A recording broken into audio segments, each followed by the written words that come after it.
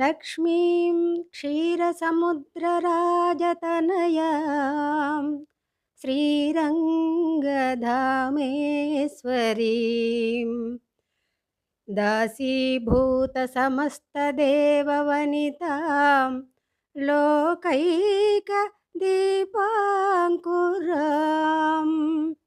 శ్రీమన్మందకటాక్షలబ్ధవిభవ బ్రహ్మేంద్ర గంగాధరాం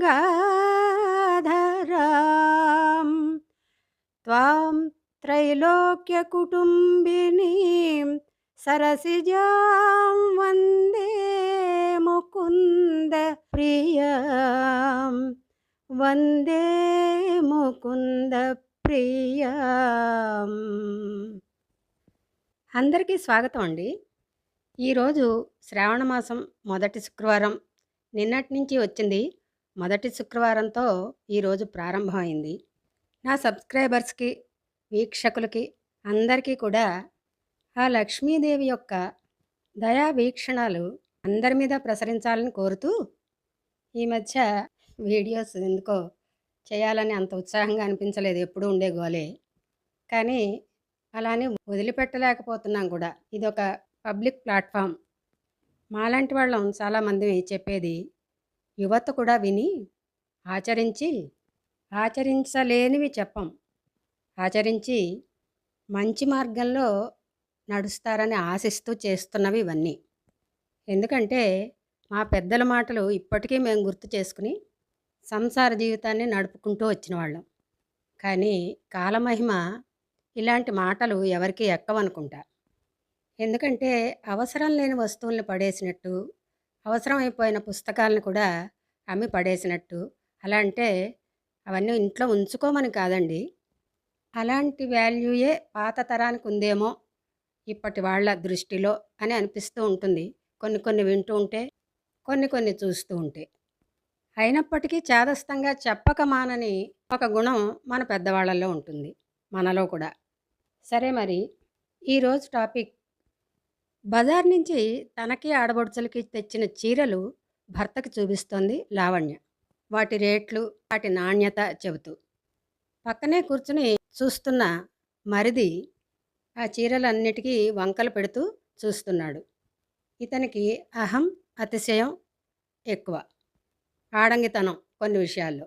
లేకపోతే చీరల గురించి పెద్దగా పట్టించుకోరుగా, చూసి వదిలేస్తారు.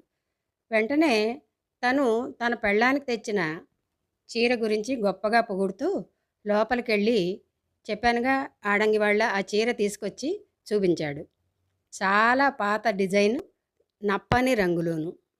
అది తనెంత గొప్పగా బేరమాడి తెచ్చాడో వర్ణించి చెప్పాడు అన్నగారికి. లావణ్యకి ఒళ్ళు మండుతున్నా పట్టించుకోకుండా చీరలన్నీ తీసుకుని లోపలికి వెళ్ళిపోయింది. కట్ చేస్తే పుస్తెలతాడు చేయించుకుంది లావణ్య.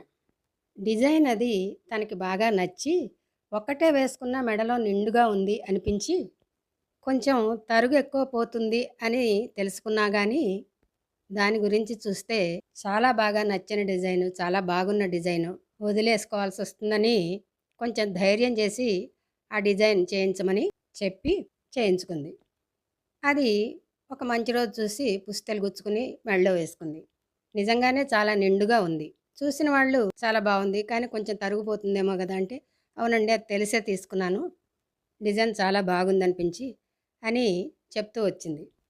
వెనకింటి పద్మాక్షి వచ్చి కూర్చుని ఆ కబుర్లు ఈ కబుర్లు చెప్తూ మెడలో ఉన్న గొలుసును చూసి, చేయించుకున్నావా లావణ్య అని అడిగింది. అవునోయ్ అని చెప్పి ముందుకు పెట్టి చూపించింది. వెంటనే పద్మాక్షి కళ్ళు తిప్పుతూ, ఇదెందుకు చేయించుకున్నావు లావణ్య? నెల్లాళ్ళు కూడా ఉండదు ఈ డిజైన్, అన్నీ రేకుల్లాగా పైకి లేచిపోతాయి. చూస్తూ ఉండు, 2-3 నెలల్లోనే మొత్తం పాడైపోతుంది. అప్పుడు నువ్వు నన్నే తలుచుకుంటావు, పద్మాక్షి అప్పుడే చెప్పింది కదా అని అంటూ చెప్పుకుపోతోంది. ఆ డిజైన్ ఎందుకు పనికిరాందని, త్వరలోనే పుస్తెలతాడు అరిగిపోయి విరిగిపోతుందని లావణ్యకి కొంచెం కష్టంగా అనిపించింది, ఒళ్ళు మండింది కూడాను. ఏమనలేక ఒక వెర్రి నవ్వు నవ్వి ఊరుకుంది. కట్ చేస్తే లావణ్య ఆ పుస్తెలతాడుతో 20 ఏళ్ళు ప్రయాణం సాగించి తర్వాత వేరే డిజైన్ చేయించుకుందాం అనుకుని మార్చి వేరే డిజైన్ చేయించుకుంది. పద్మాక్షిని కసిగా, కోపంగా తలుచుకుంటూ. ఇదండి మన చుట్టూ ఉన్న వాళ్ళల్లో అహం, అతిశయం, ఓర్వలేనితనం, కుళ్ళుమోత్తనం, ఎదుటివాళ్ళు ఏమన్నా కొనుక్కుంటే అది చిన్న వస్తువైనా, పెద్ద వస్తువైనా సరే దానికి వంకలు పెట్టడం. తమరు తీసుకున్నవి, తమరు కొనుక్కున్నవి పైనుంచి ఊడిపడ్డాయి. సాక్షాత్తు ఆ కంపెనీ వాడే మంచి పీస్ తీసి వీళ్ళకిచ్చినట్టు. ఇలా ఉంటాయి మన ఆడవాళ్ళ కబుర్లు చాలా వరకు. అందరూ కాదండోయ్! చాలామంది.